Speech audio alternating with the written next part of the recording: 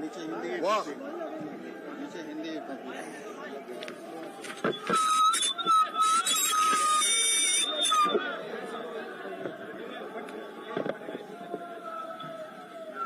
लगता है कि आज पूरा देश से यहाँ मीडिया आ चुका है। हाँ, चलिए बहुत बहुत आप लोगों का स्वागत है। जैसे कि आप सबको मालूम है कि आज सुनाई नहीं दे रहा सर। मुझे नहीं हुआ सर, बोला जा ईडी के दफ्तर में जाना है। जैसे कि मुझे सम्मन दिया गया है और उस संदर्भ में जो राज्य में इल्लीगल माइनिंग की जांच ईडी कर रही है, उस संदर्भ में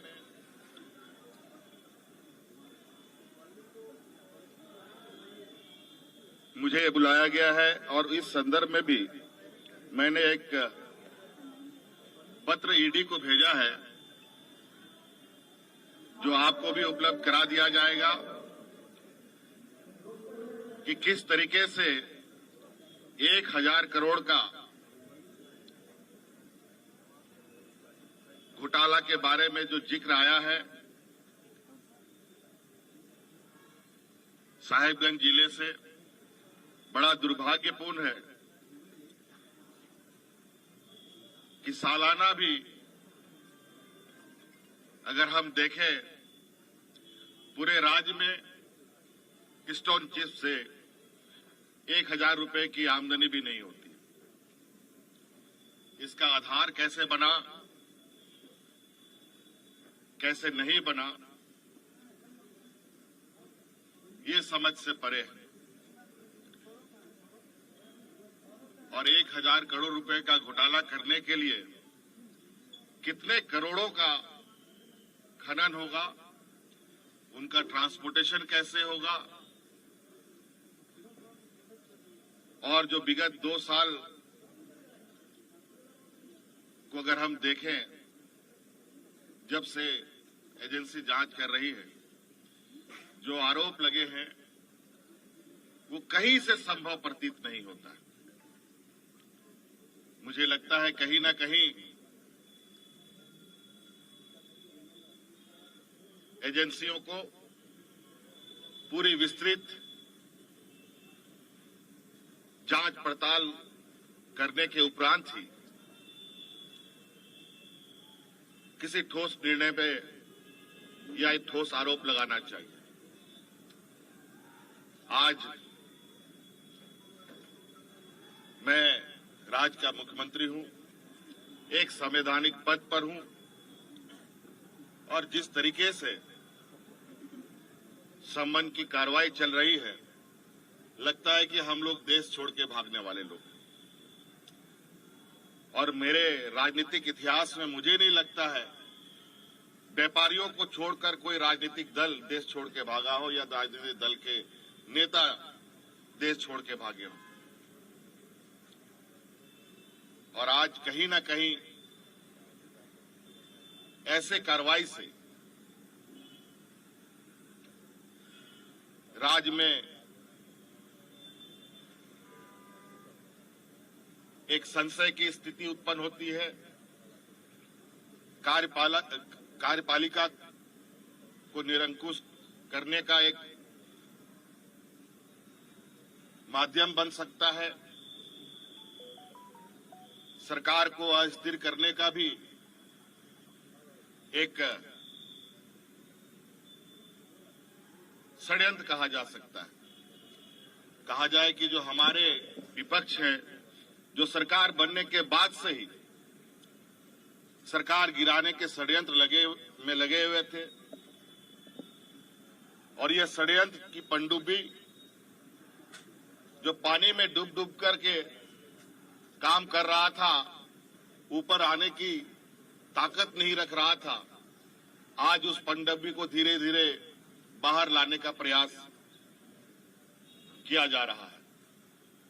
आपने देखा चुनाव आयोग महीनों पहले राज्यपाल महोदय को अपना मंतव्य दे चुका है, लेकिन राज्यपाल महोदय अभी तक उस लिफाफा को उन्होंने नहीं खोला। मुझे लगता है कि वो भी किसी समय का इंतजार कर रहे थे।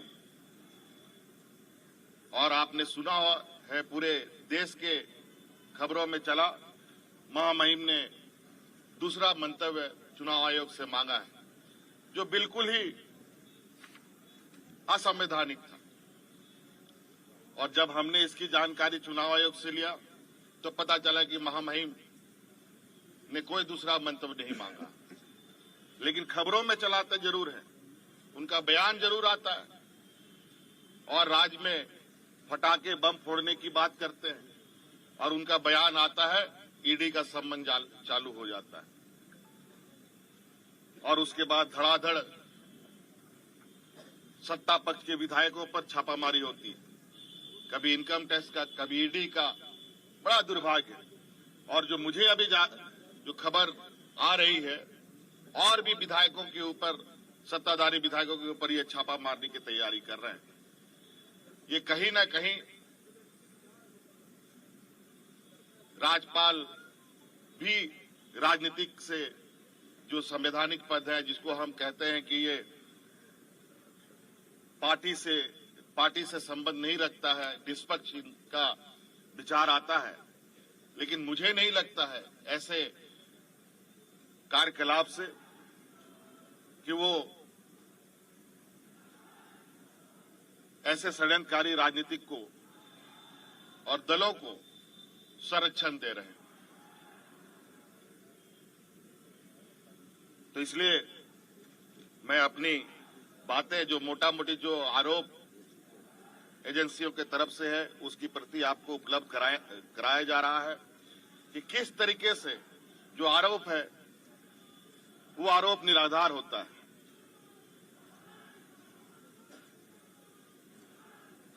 जब हमारा सरकार के कार्यकाल में रेवेन्यू की इतनी जबरदस्त बढ़ोतरी होती है, बड़े पैमाने पर कार्रवाई होता है, और जब इनकी हमारे विपक्षियों की पूर्व की सरकार थी, उस समय के आरोपों को देखें, रेवेन्यू में भी नुकसान, कार्रवाई में भी धीमी गति। जब राज्य के संसाधन को हम बढ़ा रहे हैं, राज्य के समग्र विकास की एक लंबी लकीर खींची जा रही है, आज ऐसे में कहीं न कहीं सरकार की जो छवि है और सरकार के ऊपर जो विश्वास राज्य के जनमानस पर बढ़ा है, विपक्षियों को बिल्कुल अब ये स्पष्ट हो चुका है कि वो अब राजनीतिक हाशिए पर जा चुके हैं। तो आज मुझे लगता है इस देश का लोकतंत्र का सम्मान होना चाहिए और लोकतंत्र के अंदर जो कार्य करने वाले लोग हैं उसको भी निष्पक्ष तरीके से अपना काम करना चाहिए। और मैं बिल्कुल आश्वस्त और विश्वास के साथ कह सकता हूं, और आज मैं जा रहा हूं,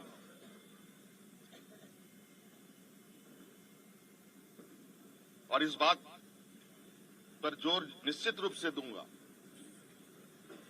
कि आखिर ये कार्रवाई करने के पीछे का वजह क्या है। आज गिट्टी बालू देश का सबसे बड़ा अगर रेवेन्यू व्यवस्था है, तो मैं तो कह रहा हूं आप लोगों के समक्ष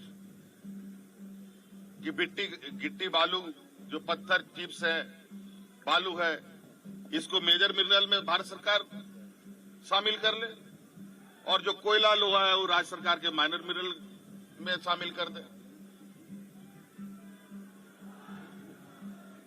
मैं आश्चर्यचकित हूं कि इतने बड़े आरोप इतने हल्के में कैसे मुख्यमंत्री के ऊपर लगाया जा सकता है। धन्यवाद। जोहार। चलना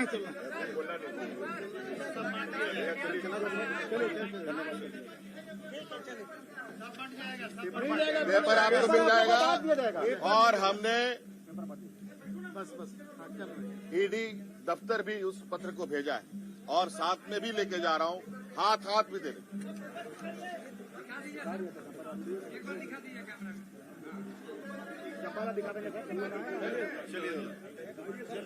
चलिए।